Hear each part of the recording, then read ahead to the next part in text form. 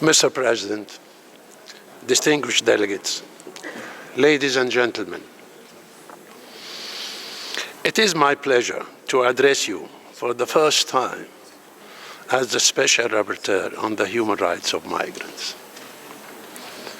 Since I took office in November last year, I have been holding dialogues with member states through bilateral and regional group meetings. I have been actively engaging with key UN entities working on migrants and migration-related issues through the UN Network on Migration. I have also been consulting civil society partners on various thematic and country-specific issues. In January, I attended the 14th Global Forum on Migration and Development and the 5th annual meeting of the UN Network on Migration.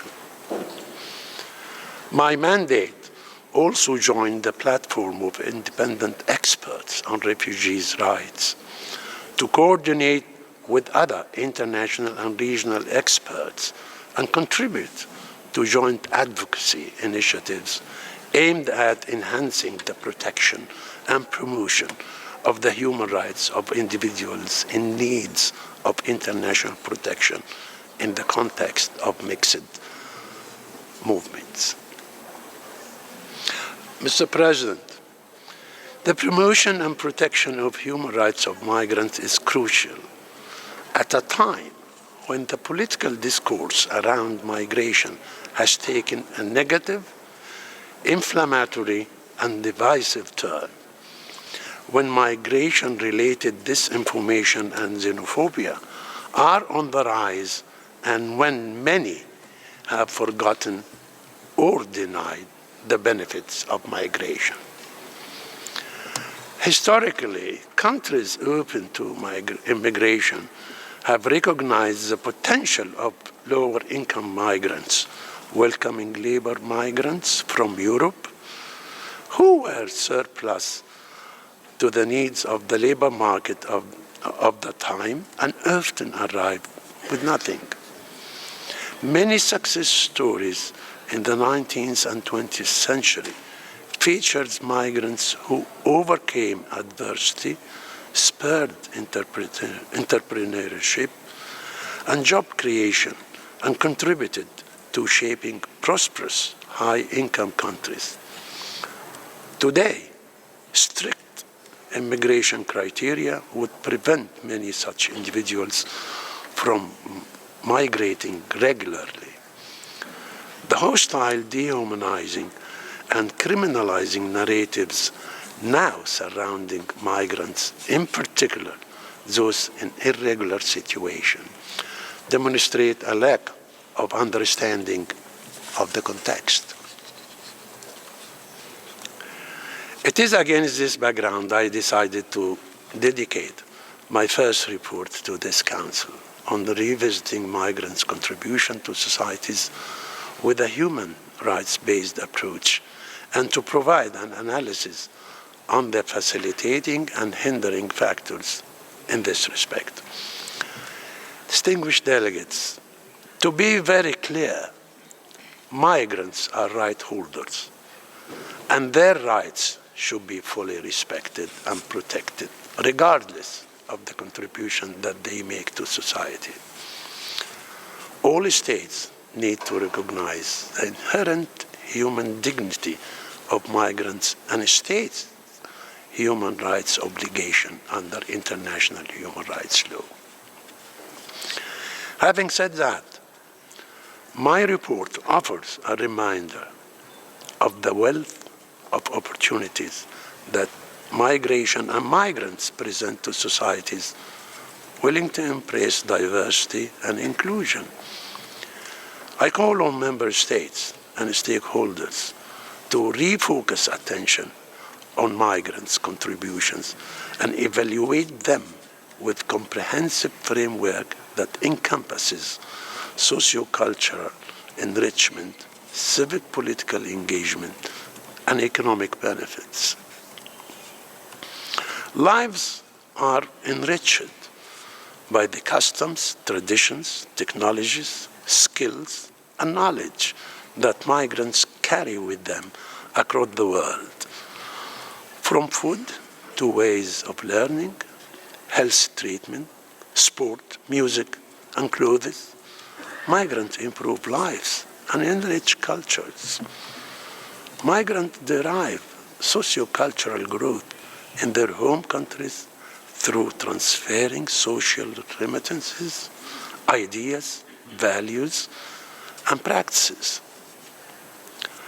Migrants make various civic political contributions that not only enrich host societies, but can also lead to significant positive changes in countries of origin. They often contribute to the development of more inclusive, democratic, and participatory governance structure, and bring new perspectives to political forums. Migrants often serve as bridges between host and origin countries, fostering diplomatic ties and international collaboration. They participate actively in transnational networks, shaping political and civic affairs in origin and host countries. Migrants contribute to economy in various ways with higher labor force participation rates than non-migrants. They form a key portion of the workforce at 4.9% in 2019 and over 41% in Arab states. Migrants can contribute to countries' labor market flexibility, often filling critical labor shortages from highly skilled positions in sectors such as technology and health care to essential roles in agriculture and services industries. Migrants can bolster a nation's physical well-being through tax and social security contribution.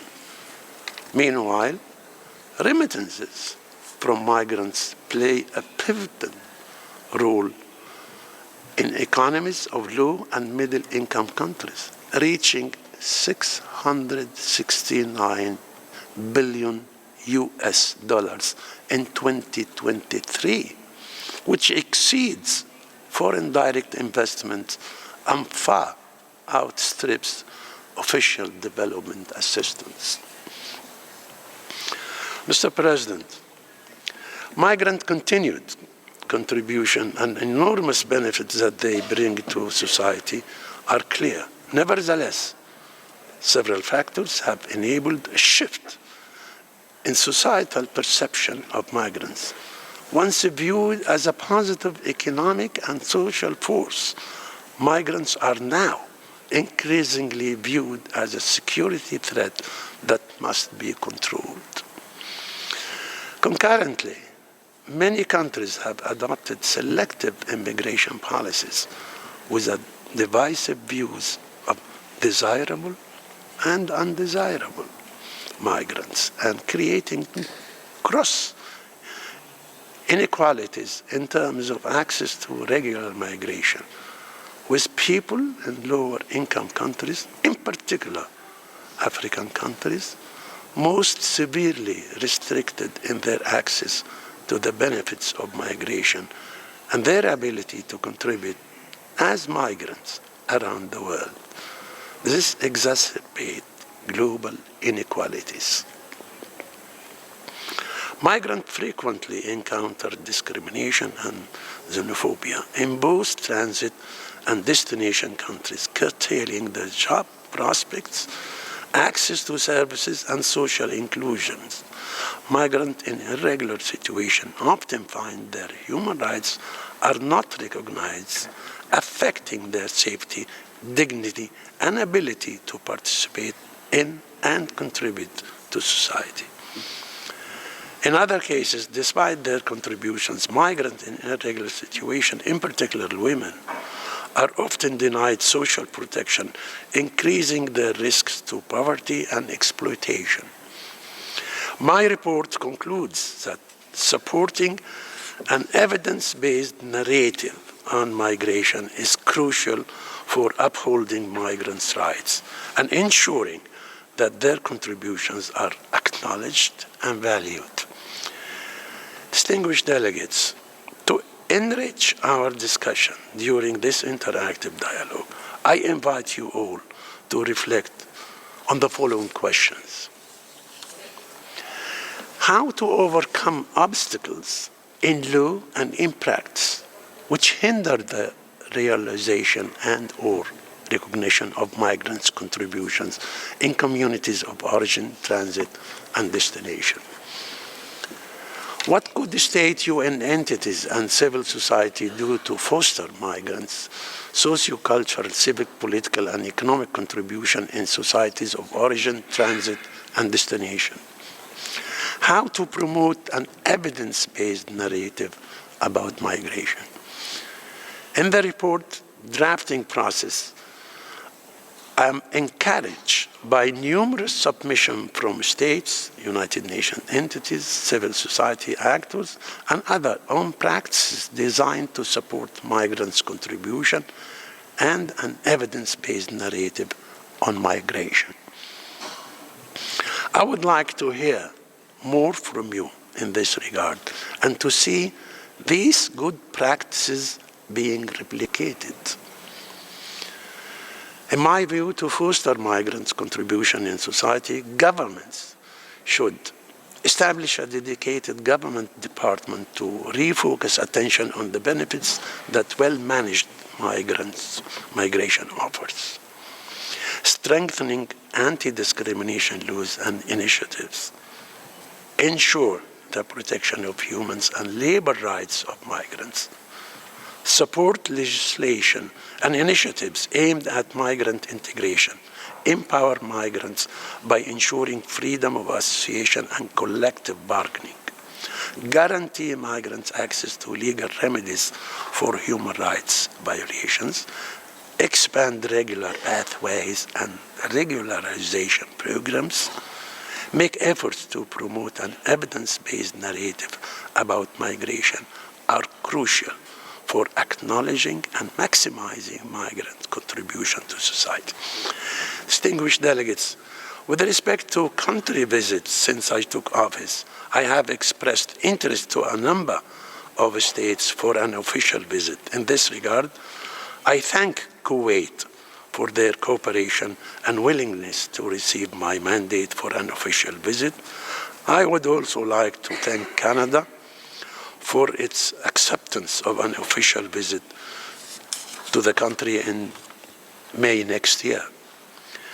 I am currently following up on my requests with few member states, and I welcome an invitation for a visit in the second half of this year. To conclude my presentation, I wish to inform that my first report to the General Assembly, which is due in October this year, will focus on the protection of rights of the child in the context of international migration. In the report, I wish to clarify relevant human rights standards and draw attention to human rights situation of children on the move. I look forward now to an interactive discussion with you. Thank you very much for your kind attention.